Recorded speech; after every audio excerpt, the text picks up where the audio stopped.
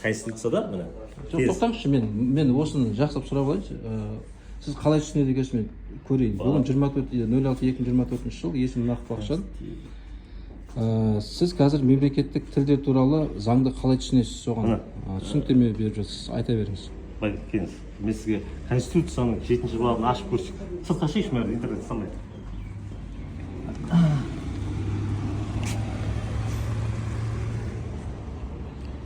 Мүмкін құзырлы органдар заңның баптарын дұрыс, анықтамасын дұрыс түсінбегендіктен бұл нәрселер осындай олқылықтар көбейіп жатқан шығар. Қайсысын айтып отырсыз? Бана мынау жол белгісі бойынша айтып отырсыз ғой сіз? Жоқ, мемлекеттік тіл бойынша айтып отырмын. Қазір сіз айттыңыз ғой, конституция бойынша мемлекеттік тіл қалай қолданылады. Мына қараңыз. Конституция Қазақстан Республикасы 7-ші бабына сәйкес Қазақстан Республикасы мемлекеттік тілі қазақ тілі болып есептеледі. Келісесіз ғой? Иә. Енді тілдер туралы заңды ашыңыз. Тілдер туралы заңдарды ашайын ба?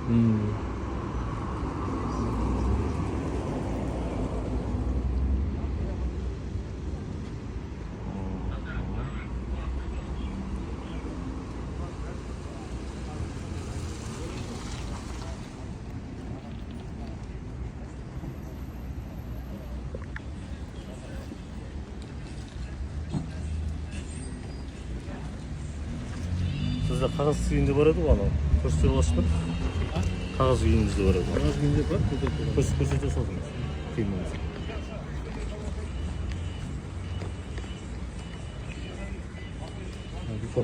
Ұстап тұрайын ба? Анау столдың қасына.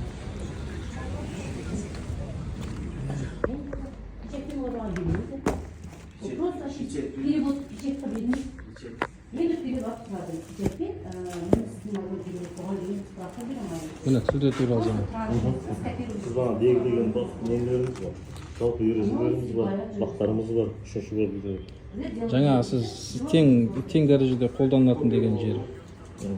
Бабын тауып алыңызшы.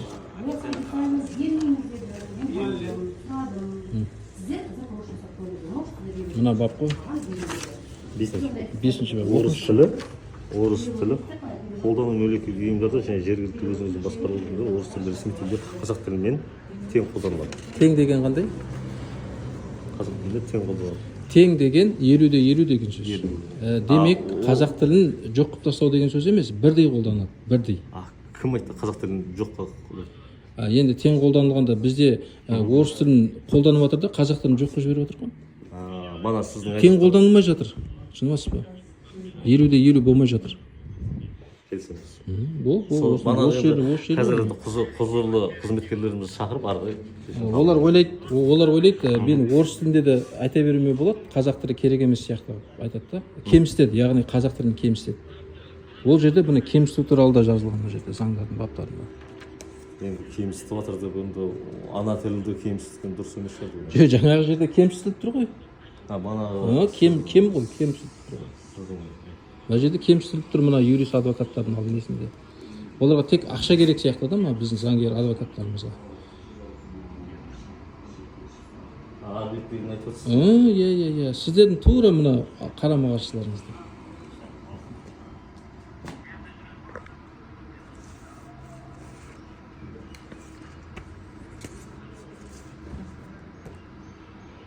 Жаңа участковый инспектордікі кішкене қызықтау болатын еді маған.